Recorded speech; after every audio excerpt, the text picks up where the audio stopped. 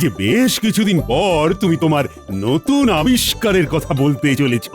মহারাজ, মার্জনা করবেন, এখন বাজে কথা শোনার সময় নেই। আহা, এত কথা উঠছে কেন? কি সমস্যা তোমার বৈদ্য?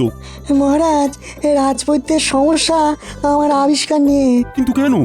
আমি একটি বলবর্ধক শক্তি বৃদ্ধিকারী পাঁচন আবিষ্কার করেছি। এখানেই আমার সমস্যা। এত কিছু যন্ত্র থাকতে তুমি পাঁচন আবিষ্কার করবে কে হে? পাঁচনের বিভাগ তো আমার বিভাগ, কারণ এটির মানুষের শরীরের আর স্বাস্থ্যের সম্পর্ক আছে। তুমি এই পাঁচন আবিষ্কার করবার আগে আমার অনুমতি নিয়েছো? শোনো হে বৈদ্য, তুমি কবিরাজ হতে পারো, কিন্তু তোমাকে বলে রাখি যে কারো অনুমতি নিয়ে কোনো আবিষ্কার আজ অব্দি আমি করিনি। তুমি পাঁচন শুনে নিজের একচেটিয়া আধিপত্য খর্ব হওয়ার ভয় পাচ্ছ, কিন্তু যাতে মানুষের রাজ্যের উপকার হয় সেটাই আমার লক্ষ্য থাকে। হ্যাঁ, বৈদ্য, আমি বিজ্ঞানীর সাথে সহমত। বিজ্ঞানীর আবিষ্কার করার কাজ বিজ্ঞানী করেছে, তবে তোমার সংশয় আমি বুঝতে পারছি আর তার সমাধানও আছে আমার কাছে। তার আগে শুনি এই আবিষ্কারের নমুনা। বলো বলো বিজ্ঞানী, বলো। মহারাজ, আমি যে পাঁচন আবিষ্কার করেছি সেটা অত্যন্ত গুরুত্বপূর্ণ পাঁচন। যেই পাঁচন সেবন করবে মুহূর্তের মধ্যে তার শরীরে বাঘের মতো জোর চলে আসবে।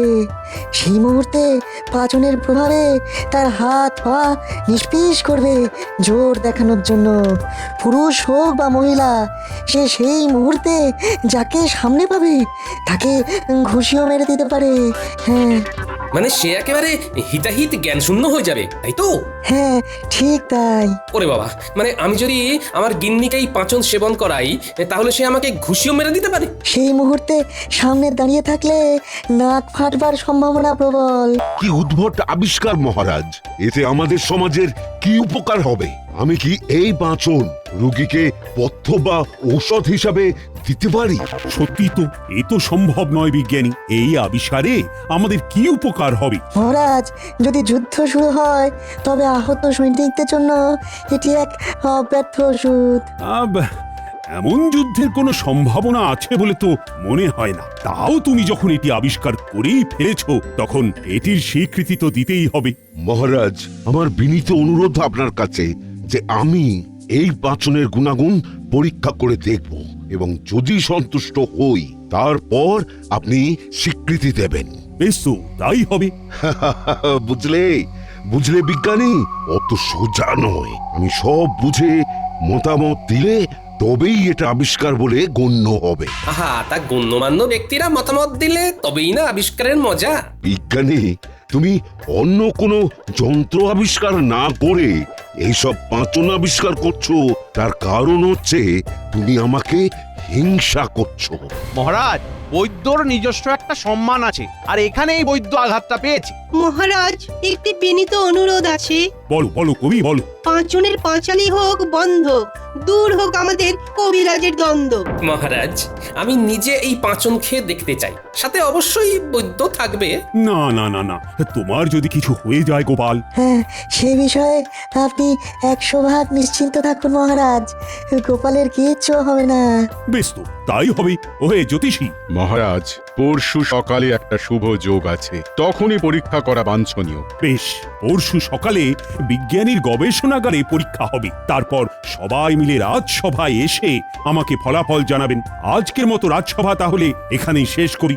আর হ্যাঁ, আগে বৈদ্য পাচন সেবন করে দেখবে, তারপরে বাকিদের সেবন নিয়ে ভাবনা চিন্তা করা যাবে।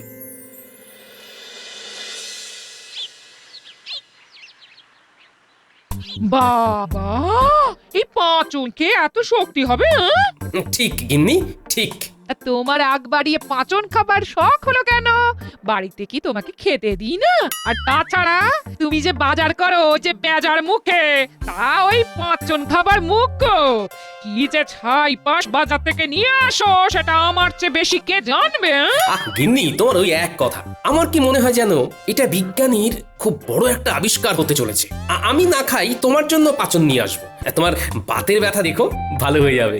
এই একটা কাজের কথা বলেছো, দেরি করবে না, যত তাড়াতাড়ি সম্ভব ওই পাঁচন আমার জন্য নিয়ে আসবে। হ্যাঁ,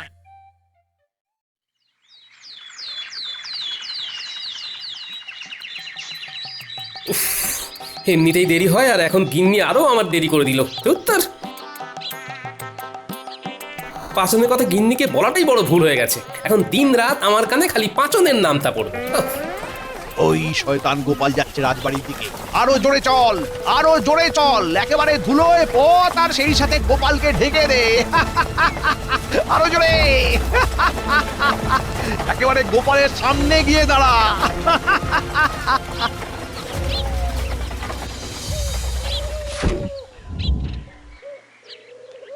এটা কি হলো? আমার সারা গায়ে ধুলো দিয়ে ঢেকে দিলে। মন্ত্রীর ঘোড়া জোরে ছোটে এটাও কি জানো না গোপাল? পথ থেকে একটু সরে দাঁড়াতে হয়, সেটাও কি জানো না? আপনি কি আপনার রথে আমাকে রাজবাড়ি অবধি নিয়ে যাবেন বলে দাঁড়ালেন নাকি মন্ত্রী মশাই? কিভাবে নিয়ে যাই বলো? আমার এই রথে মান্য গণ্য বিশিষ্ট জনেরা উঠতে পারে। তুমি তালে গোলে রাজসভায় চাকরি পেয়ে গেছো, সে তোমার ভাগ্যি। না হলে তুমি অতি সাধারণ কোনো মান্যগণ্য কেউ নও। আর এই কারণে বিজ্ঞানীর গবেষণাগারে তোমার কোনো জায়গা নেই, বুঝলে? হ্যাঁ, আমি এগোই, আপনি আসুন। এইভাবে ধুলো পোশাকে রাজসভা যেতে তোমার লজ্জা করবে না গোপাল? হ্যাঁ? লজ্জা? আমি নির্লজ্জ মন্ত্রী মশাই, আপনারই মতো। কি এত বড় কথা? এই চল। এই শয়তানটার নিশ্চয়ই কোনো মতলব আছে, ওকে একটু নজরে রাখতে হবে দেখছি।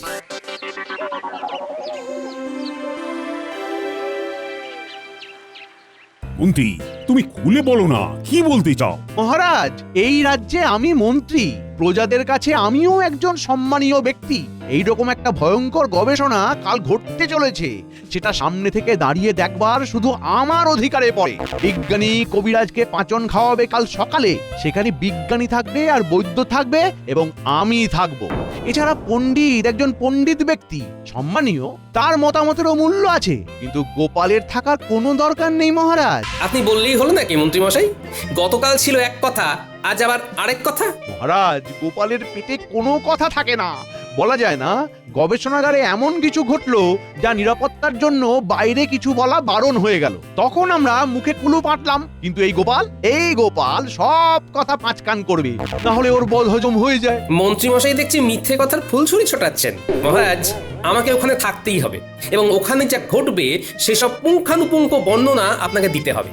তাছাড়া সব ঠিক থাকলে খানিকটা পাচন আমার গিন্নির জন্য নিতে হবে। দেখুন মহারাজ, বিজ্ঞানী বলেছে এই পাচন সৈন্য দলের জন্য, কিন্তু গোপাল এখনই নিজের গিন্নির জন্য এই পাচন নিয়ে যাবার কথা ভাবছে। সে ভাবনায় ক্ষতি কি মহারাজ? আপনি তো জানেন আমার বাড়িটাই একটি যুদ্ধক্ষেত্র, আর সেখানে আমার গিন্নি বিজয় সৈনিক আর আমি পরাজিত সৈনিক। এখন পাচন খেয়ে আমার গিন্নির বিজয় রথ যদি অক্ষয় অমর হয়, তাহলে ক্ষতি কি মহারাজ? নিশ্চয়ই নিশ্চয়ই গোপাল, নিশ্চয়ই তুমি কাল অবশ্যই থাকবে। মন্ত্রী, আমি আর কোনো ওজোর আপত্তি শুনবো না। গোপাল থাকছে, আর গোপাল কাল যা ঘটবে আমি তোমার মুখ থেকেই শুনবো। নিশ্চয়ই মহারাজ। তবে গোপাল, একটু দূর থেকেই দাঁড়িয়ে দেখো, তাতে ছবি আরো স্পষ্ট হবে, সবকিছু একসাথেই দেখতে পাবে। আমাকে একেবারে সামনে দাঁড়িয়ে সব দেখতে হবে। আজকের মতো সভা তাহলে এখানেই শেষ হলো।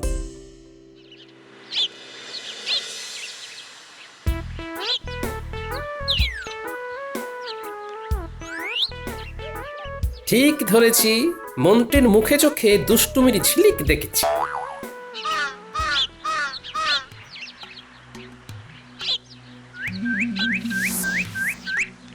মন্ত্রী যদি ভালো মানুষের মতো নিজের বাড়ি যেত, তাহলে জুড়ি গাড়ি চেপে ফিরত, কিন্তু না, এ দেখছি জঙ্গলের দিকে হেঁটে চলেছে।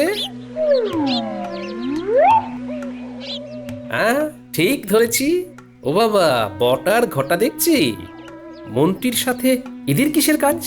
বলুন মন্ত্রী মশাই, আপনার জন্য কি করতে পারি? চোর, কাল বিজ্ঞানীর গবেষণাগারে এক পরীক্ষা আছে। আমি নিশ্চিত বিজ্ঞানী খুব ভালো জিনিস আবিষ্কার করেছে। কি সেটা? পাঁচন। শেষে পাচন? সেটাও গায়েব করতে হবে নাকি? হাসিস নে, গা জ্বলে যায়। যা বলছি সেটা করবি। কাল আমি যদি কিছুটা পাঁচন আমার কাছে রাখতে পারি, তাহলে তো কেল্লা ফতে, তোদের আর কিচ্ছু করতে হবে না। আমার থেকেই পাঁচন পেয়ে যাবি। আমি না পেলে পাঁচন তোদের বিজ্ঞানীর ঘর থেকে চুরি করতে হবে। পাচন নিয়ে আমরা কি করব, আর আপনি বা কি করবেন? এটা খেলে তোদের গায়ে রাবণের জোর আসবে। বটে তোদের পাঁচন খেয়েই গোপালের বাড়ির সামনে দাঁড়াতে হবে। পাঁচন খেয়ে না, গোপালের বাড়ির সামনে দাঁড়াবি, পাঁচন খাবি, তারপর গোপালকে ডাকবি। গোপাল এলে ওর মুখে ঘুষি মারবি, ঘুষি। ও বাবা, তারপর তারপর গোপালের নাক চিরকালের মতো ভেঙে যাবে। ও আর রাজসভায় এসে ভাড়ামি করতে পারবে না। তোরা রাজার পারিষদ হয়ে বসবি, বুঝলি? এই কাজ করলে তোরা অনেক অনেক ধনরত্ন পাবি। ঠিক আছে, তাই হবে। কাল আমরা অপেক্ষা করব। হ্যাঁ, এখানে। আমার নাক ফাটাবার পরিকল্পনা? দাঁড়াও মন্ত্রী, তোমার মজা আমি দেখাচ্ছি।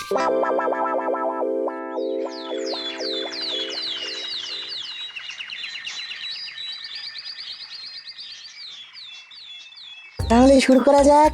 এই কবিরাজ মশাই, এই সামনে রাখা পাত্রে আমার আবিষ্কারের পাঁচন আছে। পাঁচনের পরিমাণ কি এইটুকুই? না মন্ত্রী মশাই, ভিতরে একটি বিশাল বড় কড়াইয়ে পাঁচন রয়েছে। ওই পাঁচন এক যুগ থেকে যাবে, নষ্ট হবে না। বেশ বেশ বেশ, কি বুঝছো কবিরাজ? এই পাচনের পুরোটাই খেতে হবে। না না, এই দেখুন, এইটুকু পরিমাণ। এইটুকু পাচনে আমার শরীরে বাঘের চোট চলে আসবে। না না, সিংহের মতো হতে পারে। যাই হোক, আমার কিন্তু বিশ্বাস হচ্ছে না। তবু আমি এটা গিলে নেব। তা এটি খেতে কেমন? মিষ্টির তরল। হাসালে বিজ্ঞানী, হাসালে। পাচন আবার মিষ্টি তরল, হ্যাঁ? কোনোদিন কেউ শুনেছে? এটাও আমার আবিষ্কার। আপনি পান করুন, সঙ্গে সঙ্গে আপনার প্রচন্ড জোর চলে আসবে, হিতাহিত জ্ঞান থাকবে না, তবে অল্পক্ষণের জন্য। মন্ত্রীমশাই, আপনি বৈদ্যর অত কাছে যাবেন না। সে তোমাকে না ভাবলেও চলবে গোপাল। আমি মন্ত্রী, আমাকেই ভাবতে দাও না। দেখি ভালো করে। এবার পাঁচনটি গিলে ফেলুন, ভয় নেই। আরে না না, কোনো ভয় নেই, কোনো ভয় নেই। আমার বিজ্ঞানীর ওপর পুরো ভরসা আছে। বেশ।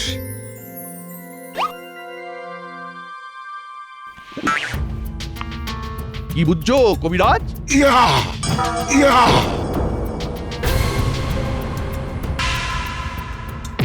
ওরে বাবারে! ও! ওরে বাবা! আমি কি করলাম? খুশিতে মন্ত্রীকে উড়িয়ে দিলে যে, আমাকেও মারবে নাকি? না, এই কবিরাজের সেই জ্ঞান এখন এসে গেছে, কিন্তু ওই প্রথম সময়টুকু কোনো হিতাহিত জ্ঞান থাকে না। বলেছিলাম বৈদ্যর সামনে থাকবেন না। কি কাণ্ড হলো বলুন? নাকটা আস্ত আছে তো?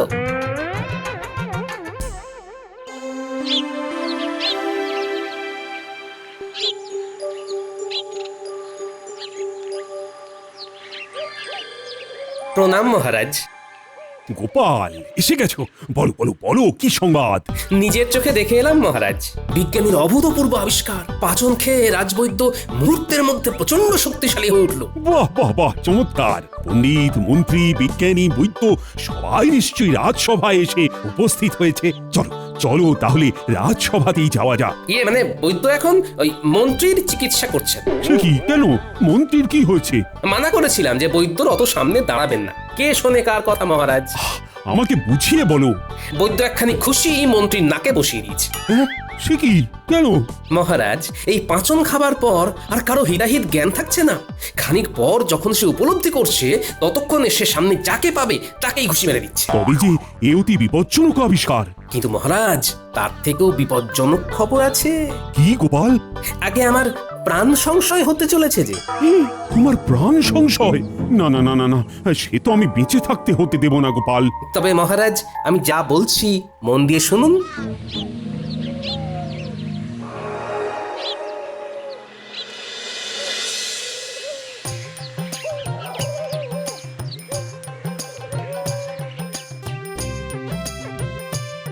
এ কি গোপাল, এখন এখানে? রাজসভায় যাওনি? আমি আর যেতে পারবো না, তবে মহারাজের সাথে দেখা করেছি। তুমি কিন্তু অবশ্যই রাজসভাতে যাবে। মন্ত্রীমশাই কোথায়? এই মন্ত্রীমশাইয়ের নাকে চোট হয়েছে, বৈদ্য ঘাবড়ে গিয়ে ওর ঘরে মন্ত্রীমশাইকে নিয়ে গেছে। সেখানে থেকে নাকের ব্যথা একটু কমলে সবাই রাজসভাতে যাবে। খুব ভালো, খুব ভালো। এই ফাঁকে আমাকে কিছু কাজ সেরে রাখতে হবে। তুমি আমাকে দুখানি শিশি করে কিছুটা পাচন দাও তো। এই আবিষ্কারে কিন্তু এখনো মহারাজের প্রয়োজনীয় অনুমতি মেলেনি, তুমি কিন্তু সাবধানে ব্যবহার করো। সে আর বলতে, এই পাচন বাইরে কাউকে দেওয়া যাবে না। নিয়ে যাও, তবে খুব সাবধান কিন্তু, নমুনা তো দেখলে। হুম।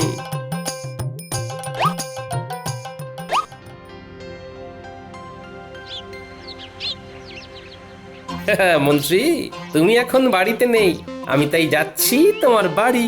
আমার নাক ফাটাবার আগে তোমার নাকি আর আস্ত থাকবে না।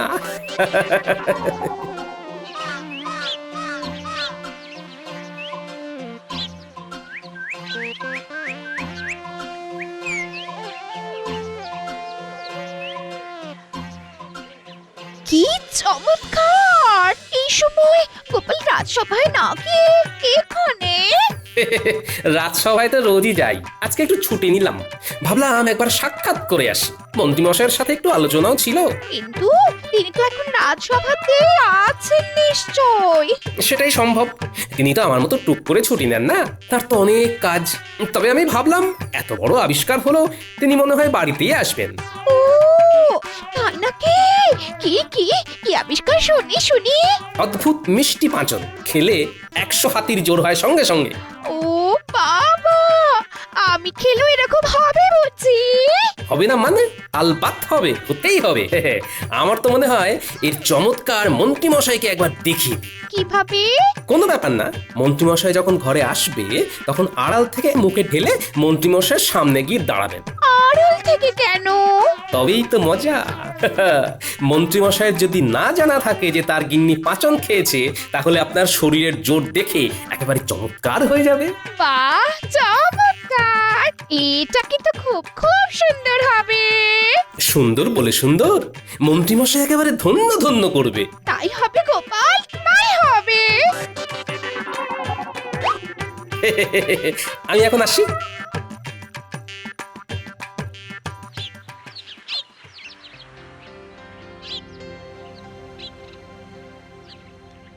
পাচন খাবার তোমার বড়ই শখ ছিল তো, নাও এখন খাবে না। আজ রাতে দুজন বদমাশ আমাকে মারতে আসবে, তারা আমাকে ডাকবে, তুমি তখন ঢক করে পাচন খেয়ে দরজা খুলে বেরোবে। আর তুমি কি লুকিয়ে থাকবে? তোমার কোনো চিন্তা নেই গিন্নি, আমি তোমার পাশেই থাকবো। আর মহারাজ সব জানেন, কিন্তু হাতে নাতে ধরবে বলে এখন তাদের কিছু বলা হচ্ছে না। বিকেল হয়ে এলো, মন্ত্রীমশাই নিশ্চয়ই বাড়ি ফিরেছে। কি হলো গিন্নি? কোথায় কোথায় গো? এই রাজ্যের একমাত্র মন্ত্রী তার ঘরে প্রবেশ করেছেন, তাকে এখন খাতির করো।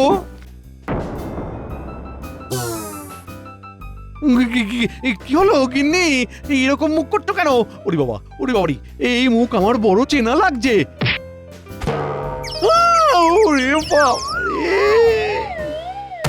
কি কি, হে ভগবান, এ আমি কি করলাম? কে তোমাকে পাঁচন এনে দিয়েছে গিন্নি? কে দিয়েছে? গোপাল যে এনে দিল আর বললো এই পাঁচজন খেয়ে তোমার সামনে দাঁড়ালে আমার জোর দেখে তুমি খুব খুব খুশি হবে। গোপাল, গোপাল, তোমার আমি শেষ দেখে ছাড়বো আজ রাতেই। ওরে বাবারি,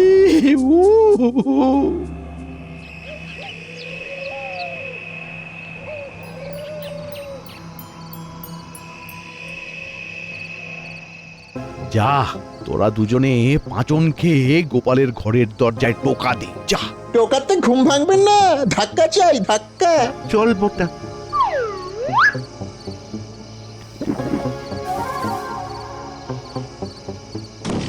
ওই যে এসে গেছে গিন্নি, তুমি পাঁচনটা খেয়ে নাও।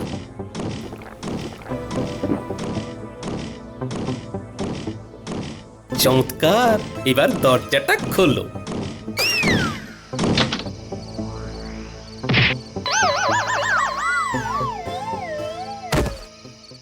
গিন্নি, তোমাকেও বাহবা দিতেই হচ্ছে। ওরে ঘটা, তোর জারি জুরি শেষ। এই হতভাগা,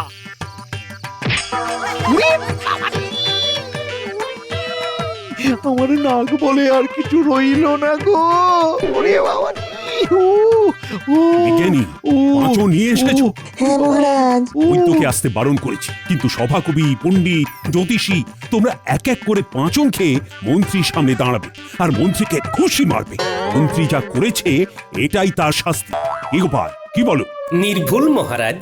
আমাকে আমাকে মাফ করুন মহারাজ, আসলে আসলে গোপাল সব সময় আমাকে অপমান করে। আমি তো লক্ষ্য করি সব অপমান তো তুমি করো মন্ত্রী। আর পাচ্ছি না মহারাজ। ওরে বাবা রে। সব ভালো যার শেষে গোপাল থাকে যার। গোপাল, আগে মহারাজ।